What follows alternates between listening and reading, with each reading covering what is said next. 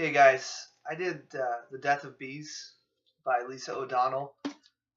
For the book talk, I did kind of a plot overview slash review of it.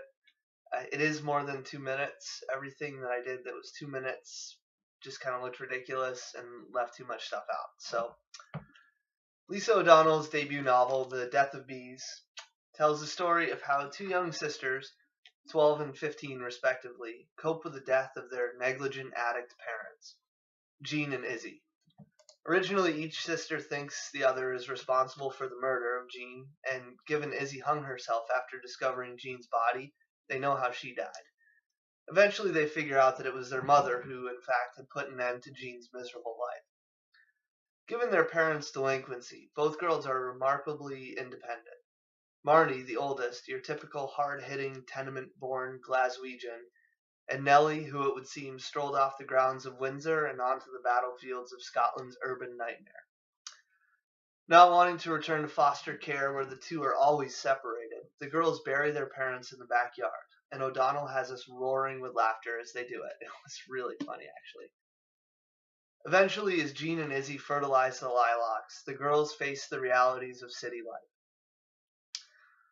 Marnie, who is dating a married drug dealer, does everything she can, but eventually the girls accept the help of their neighbor, Lenny.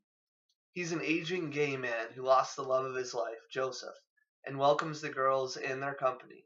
However, it's all a bit complicated as Lenny's a registered sex offender, because during a moment of weakness and of grief, he solicited a young man he thought to be 19 or 20, but was actually only 15.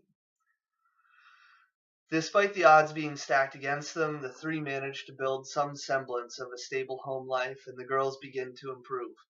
Marnie ends things with a drug dealer who keeps asking about Jean because he owes him money, and Nellie grows ever closer to this loving grandfather figure they've gained in Lenny. That is until Robert T. McDonald shows up, the girl's biological grandfather. He is Izzy's estranged father who wants to make amends for being an abusive alcoholic who abandoned her before her teenage years.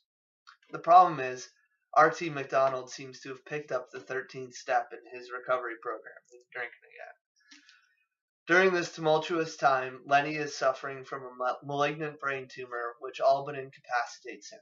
However, not before he and Vlado, an Eastern European illegal immigrant, former teacher, and now drug supplier, discover Jean and Izzy's respective graves, and cover up for the girls who they believe to be the, albeit justified, murderers. Forced into the care of the increasingly volatile McDonald after Lenny is charged with the murders, but shortly thereafter dies, the girls brilliantly escape to Lenny's secret seaside cottage, where it turns out Vlado has been hiding from immigration officials. Safely there, the girls and Vlado are finally free from their pasts and start the healing process one more time. Told from the alternating perspectives of Marnie, Nellie, and Lenny, in almost journal-like entries, this novel captures the harshness of Glaswegian life for the underprivileged and highlights the inequalities of contemporary Western societies while embracing the universal humanity that brings this most unlikely cast of characters together. It was pretty good.